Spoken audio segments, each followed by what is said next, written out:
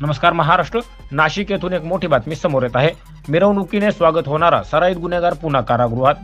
कारागृहातून बाहेर पडलेल्या सराईत गुन्हेगाराची साथीदारांनी शरणपूर रस्ता भागात आलिशान मोटारीतून मिरवणूक काढली.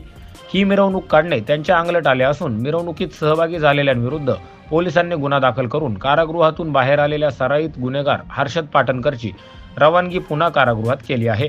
हर्षद पाटणकर हा सराईत गुन्हेगार आहे. त्याच्यावर शहर पोलिसांनी MPDA अंतर्गत कारवाई केली होती. वर्षभर तो कारागृहात होता.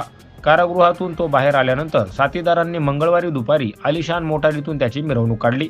आरडाओरड केली. 10 ते 15 दुचाकींसह बेथेलनगर ते आंबेडकर चौक, साधू वासवानी रस्ता ते शरणपूर परिसरात ही मिरवणूक काढली गेली. यावेळी वाहनांचे कर्कश भोंगे वाजविले गेले. संशयितांनी घोषणाबाजी केली. मिरवणुकीत सहभागी झालेले संशयित गुन्हेगारी पार्श्वभूमीचे असून त्यांच्यावर तडीपारीची कारवाई झाली आहे. या घटनाक्रमाने नागरिकांमध्ये भीतीचे वातावरण पसरले होते. Bureau report, N Marathi news.